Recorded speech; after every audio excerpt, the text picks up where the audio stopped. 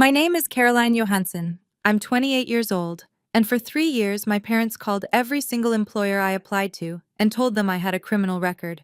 I didn't. I've never been arrested. I've never even had a parking ticket. But by the time I was 27, I was living in a homeless shelter, washing my hair in a gas station sink, and eating one meal a day, because no one in a 50-mile radius would hire me. My dad would text me once a week, his same message every time. Come home and apologize and maybe I'll stop. Then one Tuesday morning, a woman knocked on the shelter door and said 7 words that changed everything. Your grandma hired me to find you. Before I tell you what was inside that briefcase, please take a moment to like and subscribe. But only if you genuinely connect with this story, and drop a comment telling me what time it is where you are right now. I always love seeing where you're all listening from. Now, let me take you back to Harlan, Ohio, the week after my 25th birthday, the day I decided I was done asking permission to have a life. Harlan, Ohio. Population 4,000 and change. One grocery store, one high school, one diner that's been serving the same meatloaf since 1987. The kind of place where everyone waves from their porch and knows whose truck is parked where it shouldn't be. The Johanssons, that's us. We were considered decent folks. My dad, Gerald, that worked as plant manager at the Harlan manufacturing facility for 19 years before it shut down. My mom, Denise, volunteered at the food drive every Thanksgiving. On paper, we were the family people pointed to and said, "See? That's how you raise a daughter." Behind the front door, things ran on a different set of rules. I didn't have my own house key until I was 20. I wasn't allowed to drive more than 10 miles without calling ahead. When I was 14, and I started bussing tables at the Route 30 diner after school. Minimum wage, nothing glamorous. My paychecks went straight into a joint bank account my mom opened for safekeeping. I never saw a statement. I never asked. That's how things worked. I graduated valedictorian, top of my class. I had a guidance counselor who pulled me aside senior year and said, "Caroline, you could get scholarships, real ones." I brought the brochures home. My dad didn't even open them. And he set them on the counter and said, "College is for people who can't work with their hands." So I stayed. I cleaned. I cooked. I mowed the lawn and helped my mom with the garden and listened to my dad talk about how the world was falling apart every night at dinner. And every night he'd look at me across that table and say the same thing. "You've got a roof, food, and family. What else does a girl your age need?" For a long time I didn't have an answer. The week after I turned 25, something shifted. It wasn't dramatic. There was no fight, no breaking point. I was standing in the kitchen, scrubbing the same cast-iron skillet I'd been scrubbing since I was 12, and a thought landed in my head like a rock through a window. I'm going to be 40 years old, standing in this exact spot, doing this exact thing. That scared me more than anything my dad had ever said. The next morning, I walked to the Harlan Public Library. And I sat down at one of the public computers in the back row, the ones with the sticky keyboards and the 15-minute time limits. And I created a new email address. Not the family one my mom monitored, a new one, just mine. I found a listing for a hardware store in Millfield, 20 minutes east. They needed a sales associate, full-time, 9 to 5, benefits after 90 days. I typed up my application with 2 fingers and hit send before I could talk myself out of it. 2 days later, as an email came back, they wanted to interview me. Thursday at 10. I read that email 3 times. I closed the browser. I walked home with my hands shaking, not from fear, but from something I hadn't felt in years. I think it was hope. That night at dinner, something was off. My dad sat at the head of the table, fork in one hand, newspaper folded beside his plate. He looked at me once, just once, with an expression I couldn't name. My mom stood at the sink with her back to both of us, washing dishes that were already clean. Nobody said a word. The next morning, I drove to Millfield for that interview. The manager shook my hand at the door. He smiled. Then he sat me down, and his smile disappeared. His name was Bill. Mid-50s, reading glasses on a chain around his neck. He had my application printed out on the desk between us. "Caroline," he said, "I'm going to be straight with you." "Okay. Is there anything in your background we should know about?" I blinked. No sir, nothing." He took off his glasses, rubbed the bridge of his nose. "We received a phone call yesterday. Someone I'm not going to say who, mentioned a felony theft charge. The room tilted. I gripped the armrest of my chair. That's not true. I've never been arrested. I've never stolen anything in my life. Bill looked at me, and I could see it. He wanted to believe me. But he also had a business to run and a phone call sitting in his ear. I'm sorry, he said. We can't move forward. I drove home in silence. No radio, no crying, just the white lines on Route 30 blurring past. When I pulled into the driveway, my dad was sitting on the porch, newspaper open across his lap. He didn't look up. How was your day, sweetheart? I stood there, keys in my hand, staring at the back of his newspaper. He turned a page. Slow. Casual. Fine, I said. Good. He folded the paper. Your mom made pot roast. I sat through dinner. Pot roast, green beans, iced tea. My mom talked about the neighbor's new fence. My dad nodded along like it was the most interesting thing he'd ever heard, and somewhere between the pot roast and the iced tea, a thought started forming. Small, ugly, impossible. Did they know? I pushed it down. They were my parents. Parents don't do that. I wouldn't push it down for long. Over the next 6 weeks, I applied to 3 more places. A grocery store in Ridgeway, a warehouse on the county line, a diner in Cooperton that was hiring morning shift. All 3 called me in for interviews. All 3 canceled within 48 hours. The grocery store said they'd filled the position. The warehouse never called back. But the diner? The diner was different. The owner, a woman named Pat, was honest with me. She leaned across the counter and lowered her voice. Honey, someone called here about you. My chest tightened. What did they say? Said you had a criminal record. A theft and fraud. Was it a woman? Pat nodded. Said she was a concerned neighbor. Concerned neighbor. That night I waited until my parents went to bed. I crept down the hallway to my mom's sewing room, the one room in the house that was hers alone. I opened the desk drawer, pushed aside the fabric scraps and pincushions, and there it was. A small blue notebook. I opened it. My mom's handwriting. Careful, neat, the same cursive she used for birthday cards. Down the left column, names. Millfield Hardware, Ridgeway Fresh Mart, County Line Logistics, Cooperton Family Diner. Down the right column, red check marks. Every single place I'd applied, checked off, one by one. I stood in that dark room, holding the notebook, and the floor dropped out from under me. This wasn't paranoia. This wasn't coincidence. My mother had a list. She was tracking me. I put the notebook back, closed the drawer, walked to my room. I didn't sleep that night.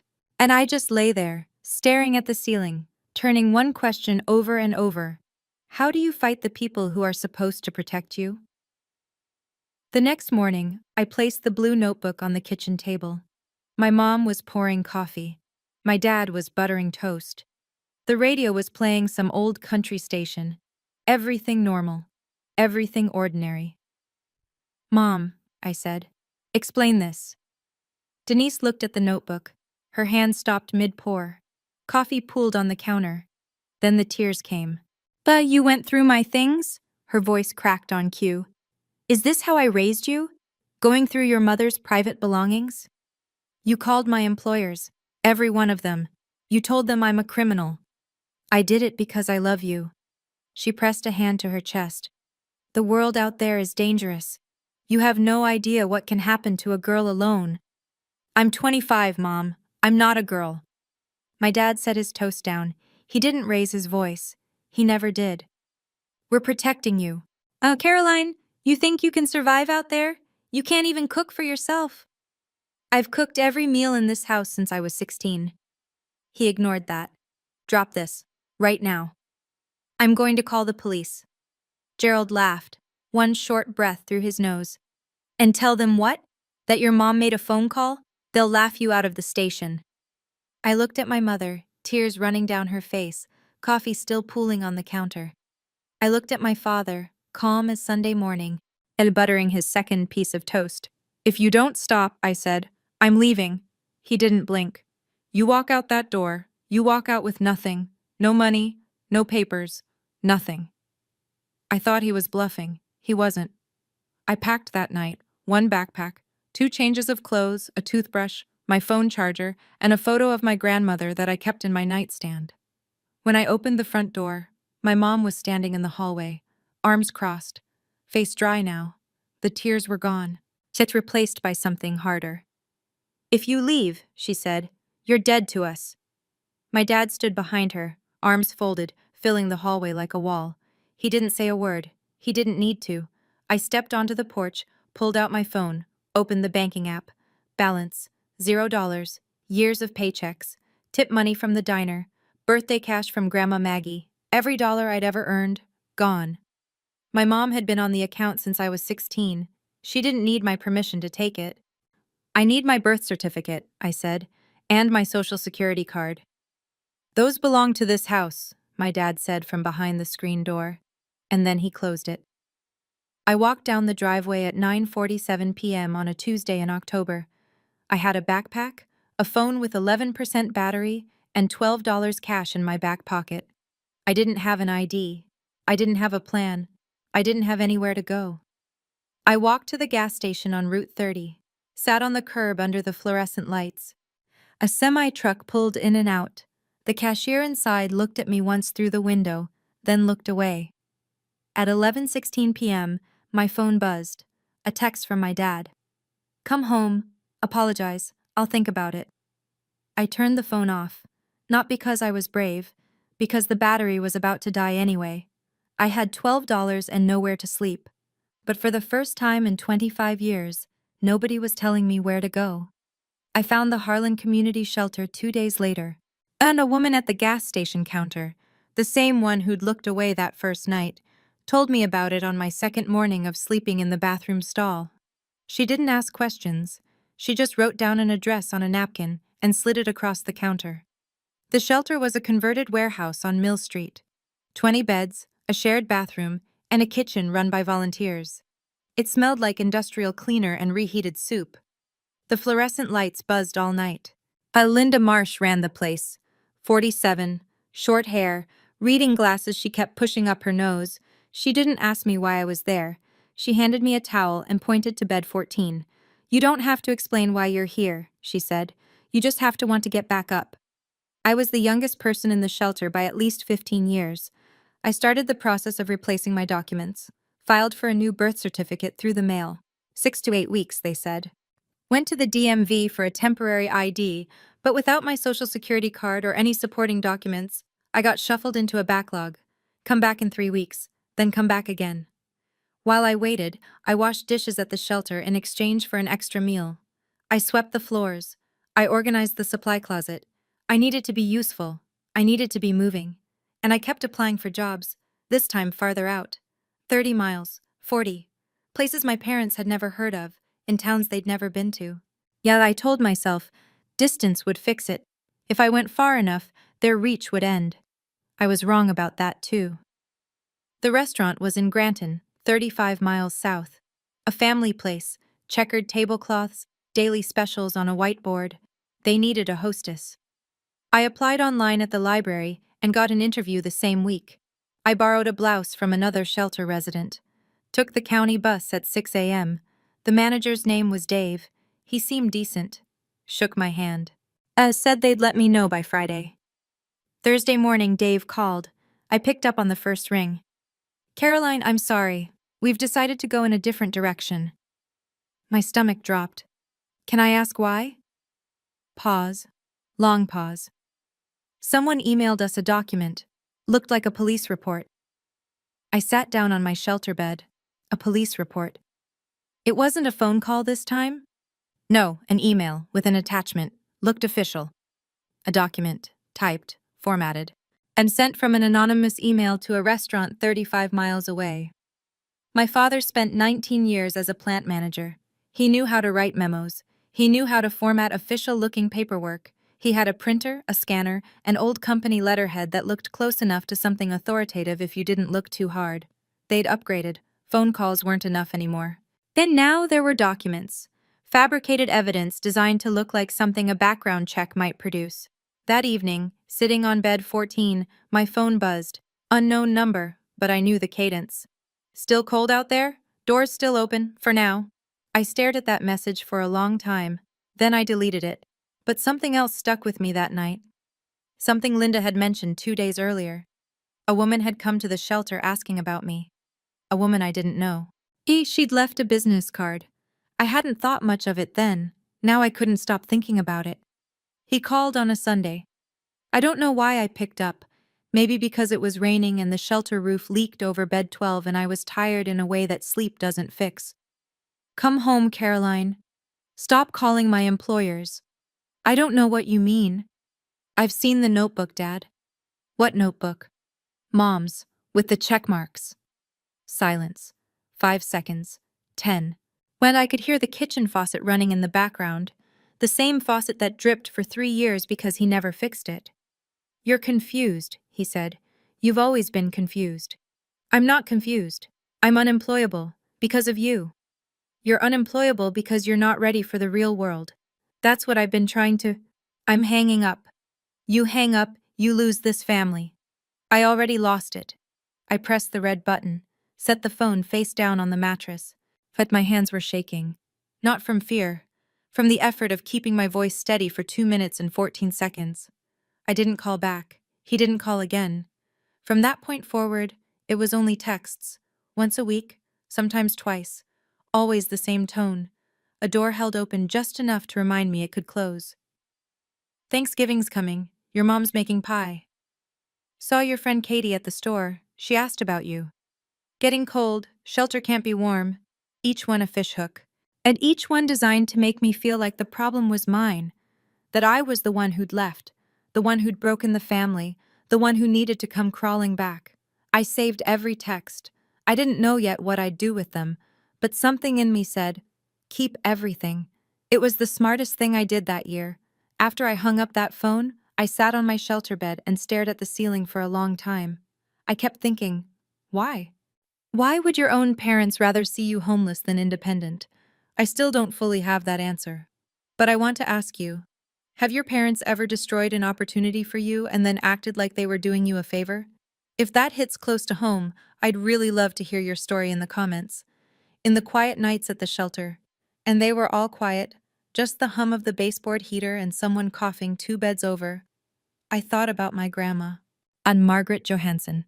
Everyone called her Maggie. She lived on a 40-acre farm outside of Ridgeway, about 40 minutes from Harlan. Chickens, a half-acre garden, and a barn she painted white every spring because she said it kept things honest. She sold the farm 3 years before she died. I was 23 when she passed. Heart failure, quick, the way she would have wanted. At the funeral, my dad cried exactly once, during the eulogy, then went back to shaking hands and accepting casseroles. But I kept thinking about the last time I saw her alone. It was maybe a year before she died. She'd invited me out to the farm. The new owners hadn't moved in yet, so she still had access. We sat on the porch with sweet tea, and she said something I didn't understand at the time. If things ever get real bad, someone will come find you. Don't be scared when they do. I remember laughing. Grandma, oh, what are you talking about? She didn't laugh. She just looked out at the field and said, I know my son, sweetheart. I've known him for 50 years. Then she changed the subject, asked me about the garden at home, whether the tomatoes came in. But there was one more thing. Something she said as I was walking to my car. I sold the farm, but I didn't spend the money. Remember that. I didn't remember it. Not until month 5 at the shelter, lying on bed 14, and staring at a water stain on the ceiling shaped like Ohio. Then I remembered every word. It was Linda who brought it up again. I was restocking the supply closet, toilet paper on the left, cleaning spray on the right, the kind of mindless work that keeps your hands busy when your head won't stop. And she leaned against the doorframe with that look she got when she was choosing her words. Caroline, remember that woman who came by last month? I stopped. The one asking about me? Yeah, Ruth something. I didn't give her your information. Shelter policy. But she left a card. Linda pulled it from her back pocket, slightly bent at the corner. She handed it to me. Ruth Callan, licensed private investigator, State of Ohio, license number P. I-20147-740-555-0182. I read it twice. Private investigator. My first thought, the obvious one, My dad hired someone to find me. This was his next move. Track me down, report my location, is maybe try to get me removed from the shelter on some fabricated claim. What did she look like? I asked. 50s, short gray hair, calm, polite. Linda paused. She didn't seem like trouble, Caroline. She seemed like someone looking for a person she cared about. I slipped the card into my pocket. I didn't call the number. I wasn't ready to walk into whatever trap my father had set next. I'd been outmaneuvered too many times already, but the card stayed in my pocket. And every time I did laundry, I moved it to the clean pair of jeans. I couldn't throw it away. Something about it nagged at me. The way she'd come to the shelter instead of calling. The way she'd left her name instead of hiding behind an anonymous tip. That wasn't how my parents operated. They hid. They lied. They sent things from the shadows. This woman knocked on the front door. Month 7, I was starting to get my footing. My replacement birth certificate had arrived, and the DM5 finally processed my temporary ID. I had a photo of my own face on a government-issued card for the first time in my adult life. Small victory. Enormous feeling. Then Linda called me into her office. She was sitting behind her desk with the door closed. That never happened. Linda's door was always propped open with a brick she'd painted blue. "Sit down," she said, not unkind, but serious. "I got a call today, a woman identifying herself as a social worker. She said you have a documented history of violence and that you pose a risk to other residents." The room went cold. "That was my mother." Linda nodded slowly. "I figured. I've worked here 11 years. Social workers don't cold call shelters to trash a resident. That's not how it works." "What did you tell her?" "I told her I couldn't discuss resident information." She hung up. Linda leaned forward. "I'm documenting this call in our records. But I have to be honest with you. If she contacts the county office, if she files a formal complaint through the system, I may not be able to protect your spot here. That's above me." I sat there. The fluorescent light buzzed overhead. The baseboard heater clicked. My parents had sabotaged my job applications. They'd fabricated police reports. They'd drained my bank account and kept my identity documents. And now they were trying to take away the last place I could sleep at night. Then something shifted in that moment. It wasn't anger. Anger is hot and sloppy, and it burns out. This was different. This was clear. Like a window someone had been smearing with grease for years, and I'd finally wiped it clean. I was done being scared. I was ready to be precise. Harlan holds a town council meeting the first Thursday of every month. Folding chairs in the community center, fluorescent lights, a microphone on a podium that squeals if you stand too close. At 15 to 40 people show up, depending on whether there's a zoning dispute or a pothole complaint. Most of the time, it's the same dozen retirees and one guy who's been trying to get a stop sign on Elm Street for 3 years, Linda told me. Word travels fast in a town this size. "Your dad signed up to speak tonight," she said. I went. I sat in the last row, near the exit, in a borrowed jacket. I hadn't been in a public space in Harlan since I left. Gerald stood at the podium at 7:22 p.m. Said he was wearing his good shirt, the blue one Denise ironed for funerals and bank meetings. His voice cracked on the first sentence, and I knew it was rehearsed. "I'm here as a father," he said. "My daughter left home and fell into bad company. She's living in a shelter. I've tried to bring her home, but she refuses."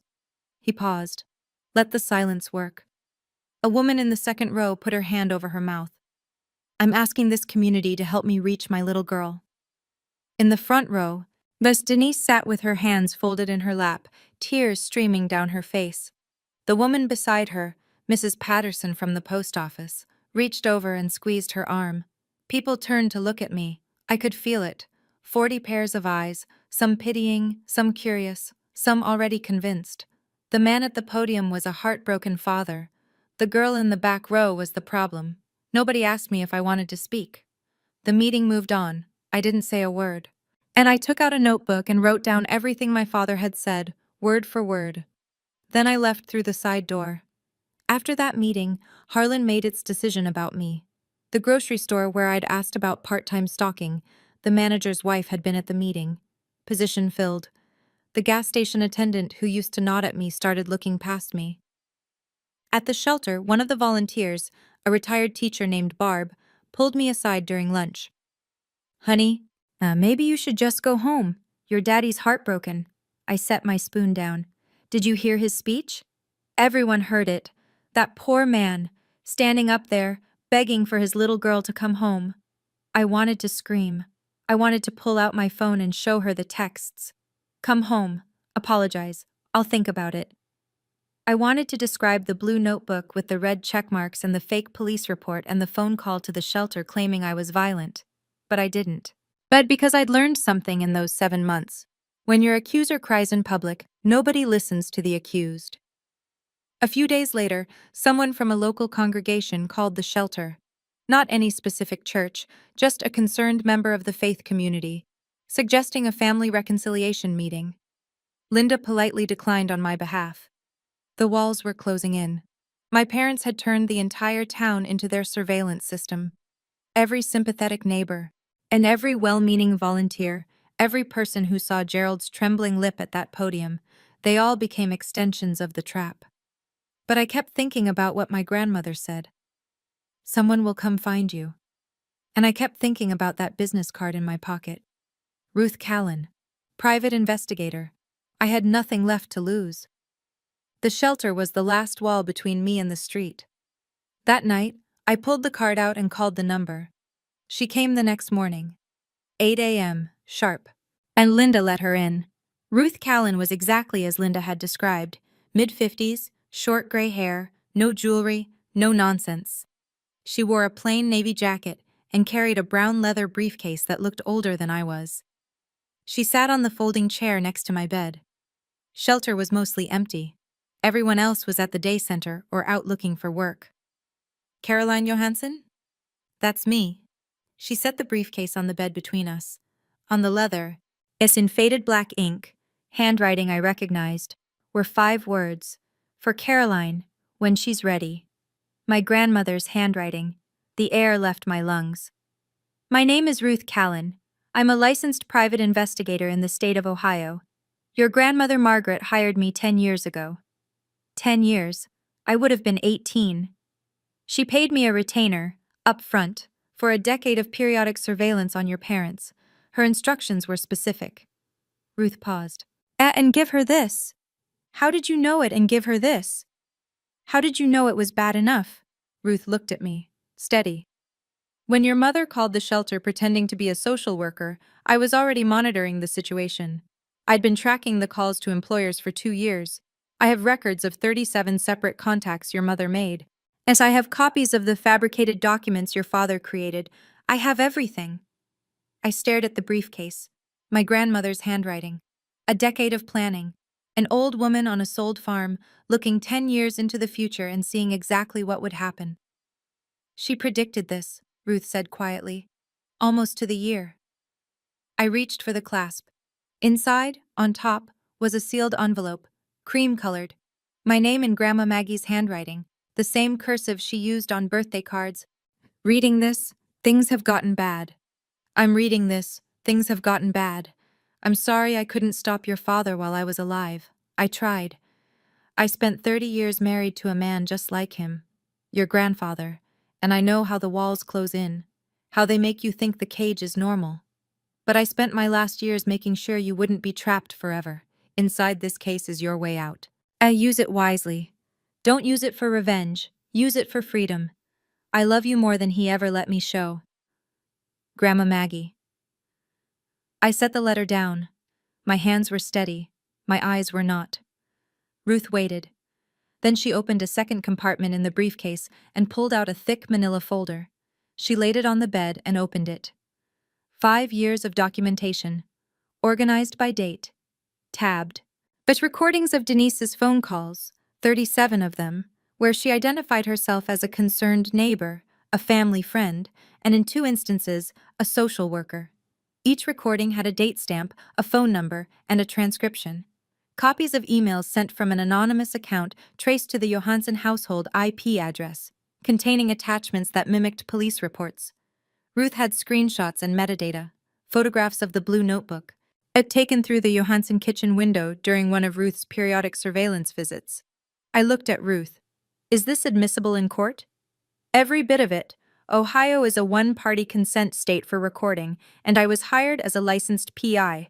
My documentation follows chain of custody. I closed the folder, opened it again, closed it. There's one more thing, Ruth said. At the bottom of the briefcase beneath the folder was a large yellow envelope. As it was sealed with a wax stamp, not decorative, just practical, the kind a lawyer uses. In the upper left corner, Law Office of Philip Dern, Millfield, Ohio. I slid my finger under the flap. Inside, a stack of legal documents, paper-clipped and tabbed in blue. Ruth spoke while I read. Your grandmother sold her farm 10 years ago for just under $300,000. She placed the proceeds in a revocable trust, which became irrevocable upon her death. But the trust has been managed conservatively, certificates of deposit, treasury bonds, by a fiduciary at Mr. Dern's office. I looked at the number on the summary page. Then I looked again. $340,000. The sole beneficiary, Ruth continued, is you, Caroline Ann Johansson. No other parties are named. Your father has no knowledge of this trust. Your grandmother was explicit about that. She instructed Mr. Dern to have no contact with Gerald or Denise under any circumstances. I put the papers down on the bed. The shelter mattress sagged under the weight of them. Or maybe that was me. Why didn't she just give it to me before? She wrote a note to Mr. Dern about that. She said, and I'm paraphrasing, if I give it to her now, Gerald will find a way to take it. She has to need it first. I looked at my grandmother's handwriting on the briefcase. For Caroline? Why, when she's ready. To access the funds, Ruth said, you'll need to visit Mr. Dern in person with valid identification. A birth certificate or state-issued ID will work. I reached into my back pocket, pulled out the temporary ID I'd gotten from the DMV 2 weeks earlier, the one I'd fought 3 months to get. It was the right time. She'd planned for everything. Philip Dern's office was above a hardware store in downtown Millfield. Narrow staircase, glass door with gold lettering, and a waiting room with 2 chairs and a fern that had seen better decades. Ruth drove me. I wore the only clean outfit I had, jeans, a white blouse borrowed from Linda, and shoes I'd bought at a thrift store for $4. Dern was 64, thin, wire-rimmed glasses. He stood when I walked in and shook my hand with both of his. Your grandmother talked about you constantly, he said. Please, sit. He verified my ID, checked the birth certificate I'd received by mail. I cross-referenced my social security number through a secure system. Everything matched. Everything was in order. The trust is active, he said. You have full access to the funds as of today. He slid a document across the desk. I signed. My hand didn't shake. Then he said something I wasn't expecting. Your grandmother also left instructions for me. She wrote, Caroline might need a lawyer before she needs the money. He opened a desk drawer. She asked me to refer you to someone if needed, a litigator. He handed me a business card. Ellen Briggs, civil litigation, defamation, harassment, based in Millfield. I took the liberty of calling her this morning, Dern said. She can see you at 2. I looked at the card, then at Dern. Did my grandmother plan this too? She planned for the possibility. She hoped it wouldn't come to this. I called Ellen Briggs at 1:45. I was in her office by 2:10. By 3:30, and she had reviewed Ruth's entire evidence file, every recording, every fabricated document, every check-marked entry in that blue notebook. Her exact words. This is defamation per se. Falsely stating someone has a criminal record is actionable in Ohio without proving damages. But we have damages. 3 years of them. She filed the lawsuit that week. Gerald Johansson was served on a Monday morning at 8:15 a.m. A process server walked up the driveway while Gerald was checking the mailbox. Mrs. Patterson from the post office was watering her azaleas 2 doors down. She watched the whole thing, the envelope, Gerald's face, the way he stood on the driveway reading the first page without moving for a full minute. Denise was served separately, 1 hour later, at the Harlan Fresh Mart. She was in the cereal aisle. 3 people she knew from her cooking group were in the store at the time. By noon, half of Harlan had heard. By dinner, the other half. Gerald called my phone 14 times that afternoon. I didn't answer. Ellen had advised me, all communication goes through counsel now. At 6:47 p.m., a text came through. You're going to regret this. I'm your father. Ellen logged it. Exhibit 47. The following day, Denise started her campaign. She called 5 neighbors in a single afternoon. Through tears, always tears, she told each one the same thing. My daughter is suing me because I loved her too much. But something had shifted. The lawsuit was filed in county court. Court records in Ohio are public, and people in small towns read court records the way they read the church bulletin, thoroughly. By the end of the week, someone at the diner had pulled up the complaint online. The summary was right there in black and white. Fabricated police reports, impersonation of a social worker, 37 documented calls to employers over a 3-year period. For the first time, as someone asked Denise the question she hadn't prepared for. It was Tom Adler, Gerald's neighbor of 30 years. He ran into her at the gas station. Denise, is it true you called her employers? She didn't answer. She got in her car and drove home. Gerald signed up to speak at the next town council meeting. Of course he did. The podium had worked once. He thought it would work again. This time the room was full. 60 people, maybe more. Folding chairs pulled from the storage closet. The people standing along the back wall. This wasn't about potholes anymore. I sat in the 3rd row. Not the back. The 3rd row. Ellen Briggs sat beside me, legal pad on her lap, pen in hand. She wore a gray blazer and an expression that gave away nothing. Gerald took the podium at 7:15. Most of you know me, he said. I've lived in Harlan my whole life. I coached Little League, I served on the planning committee. Oh, and now my own daughter is trying to destroy this family with a frivolous lawsuit. He gripped the sides of the podium. She's been influenced by outsiders, lawyers, people who don't know this family. I'm asking this community to stand with me. He looked at me. I looked back, didn't flinch. The room was silent. Then Ellen stood up. My name is Ellen Briggs. I'm an attorney licensed in the state of Ohio, and I represent Caroline Johansson. She spoke calmly. It has been filed in county court. Has been filed in county court. The complaint and its supporting evidence are part of the public record. I'd encourage anyone here who's curious to look them up rather than relying on one person's version of events. She sat down.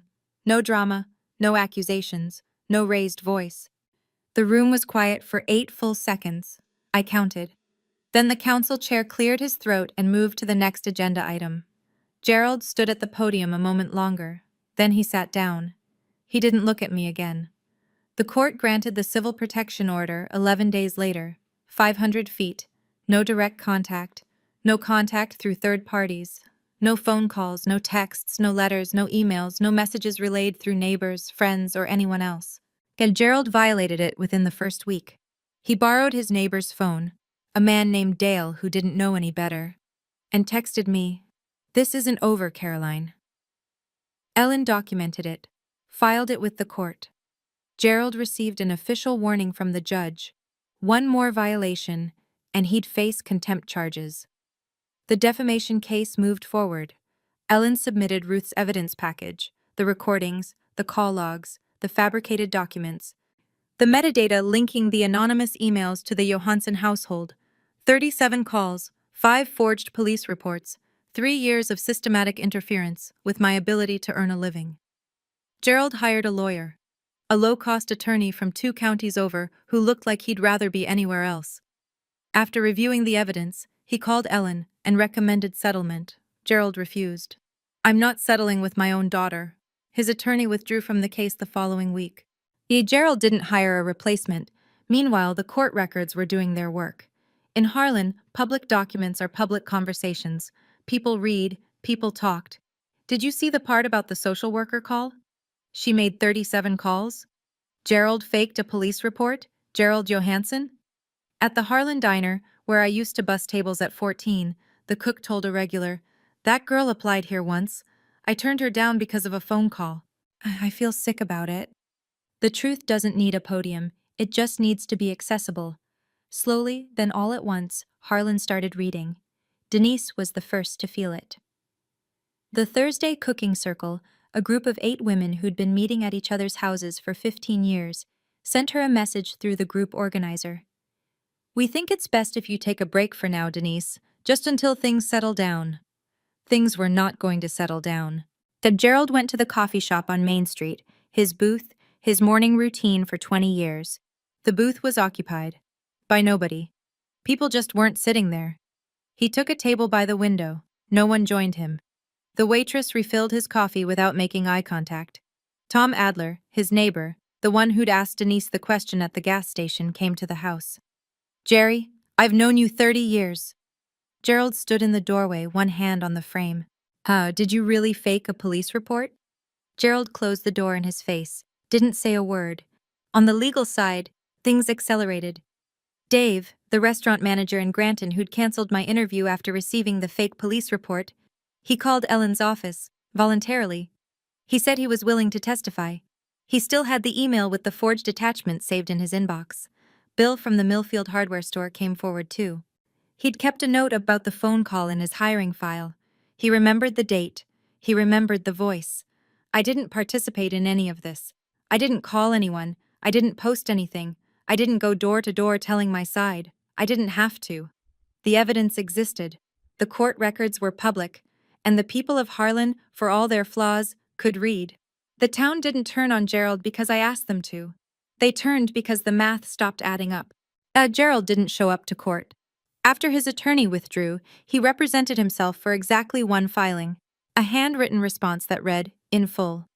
This is a family matter, and the court has no jurisdiction over a father's right to protect his child. The judge disagreed. When Gerald failed to appear for the hearing, Ellen moved for a default judgment. The court granted it.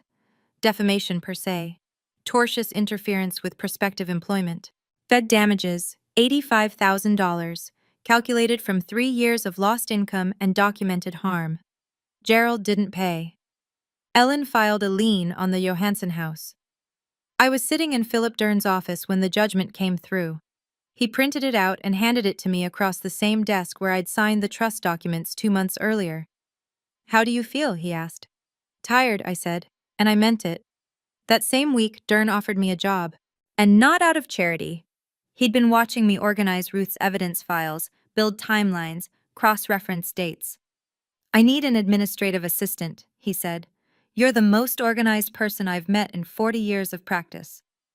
I started the following Monday. $16.50 an hour. Benefits after 60 days.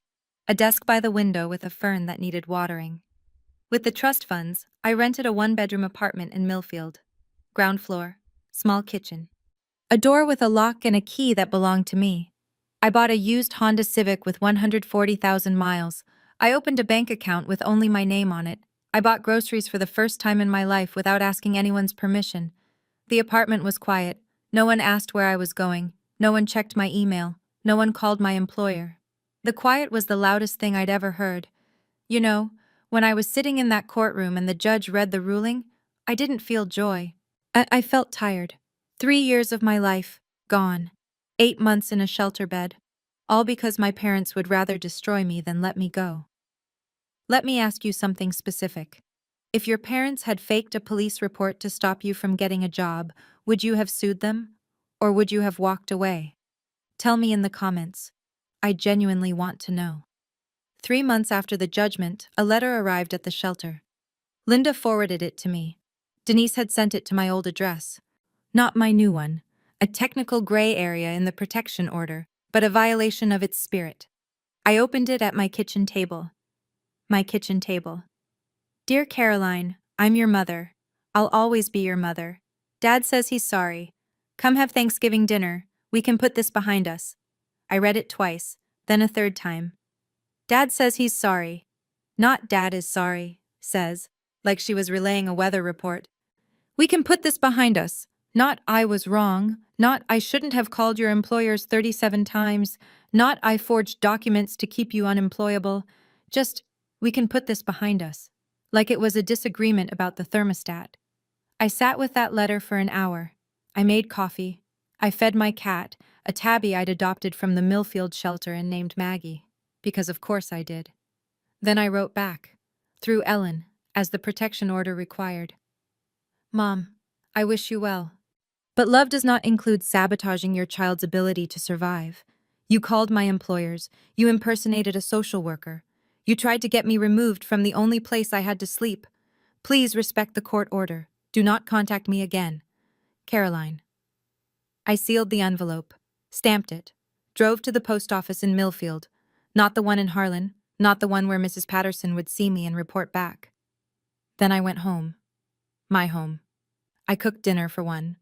Pasta, garlic bread, and a glass of water. Maggie sat on the counter and watched me eat. It was the best meal I'd ever had. I'm not telling you this story so you'll hate my parents. I'm telling you because somewhere right now, someone is lying in a bed they don't own, staring at a ceiling they can't paint, wondering if wanting a life of their own makes them a bad daughter, or a bad son, or ungrateful, or selfish. It doesn't. Wanting to work is not betrayal. Wanting independence is not disrespect. And walking away from people who are actively destroying your life is not cruelty, it's survival. My grandmother couldn't save herself. She spent 30 years married to a man who controlled everything, where she went, who she talked to, what she was allowed to want. By the time she got free, she was 70 years old and living in a rented apartment with nothing but a sold farm and a plan. But she saved me. She planned it 10 years in advance. She hired a private investigator that set up a trust and wrote a letter that she sealed in a briefcase and hoped I'd never need to open. That's what real love looks like. Not control dressed up as concern. Not sabotage disguised as protection. Love makes a plan for your freedom, even when it costs everything. I'm 28 now. I work as an administrative assistant in a law office in Millfield. I'm saving for community college. I have a one-bedroom apartment, a used Honda, and a cat named Maggie who sheds on everything I own. And I don't talk to my parents. I haven't closed the door forever. But the key is mine now. They don't get to decide when it opens. Grandma Maggie wrote in her letter, "Freedom isn't free, but you're worth every penny." She was right. Gerald sold the house. He didn't have a choice. The lien Ellen filed meant the judgment had to be satisfied before the property could transfer, and Gerald couldn't afford to pay $85,000 out of pocket. The house on Maple Street, the one I grew up in, the one with the porch where he read his newspaper and pretended not to know what his wife was doing, sold for $168,000. After the lien, the realtor fees, and the back taxes he'd been ignoring, he walked away with just enough to rent. He and Denise moved to a trailer park outside of Galleon, 20 minutes from Harlan. Close enough to still buy groceries at the Fresh Mart, but far enough that they stopped running into people who used to wave. Gerald never admitted he was wrong. Not once. And he told his new neighbors the same story he told the town council. My daughter was brainwashed by a lawyer. He'll probably tell that story until the day he dies. Some people would rather lose everything than admit they were the villain. But Denise did something I didn't expect. Ruth told me, months later, during one of our occasional phone calls. Denise had started seeing a therapist, on her own, without Gerald knowing. She told the therapist that during their third session, "I think I did something terrible. I don't know what to do with that. I'm not ready to forgive her. I may never be. But I can hold two things at once. The woman who called 37 employers and lied about her daughter, and the woman who finally sat in a chair and said the truth out loud. People are complicated, even the ones who hurt you worst. But complicated doesn't mean you owe them access to your life. Healing doesn't require reconciliation, and sometimes it just requires distance. That's my story. If you made it this far, thank you. Not everyone has a grandmother who plans a decade ahead, but everyone deserves to know that wanting independence is not betrayal. If this story reminded you of someone you know, please send it to them. Sometimes knowing you're not alone is enough. Hit like if this resonated. Subscribe if you want more stories like this. And if you want to hear what happened when Denise showed up at my workplace 6 months later, that story is linked in the description below. I'll see you there.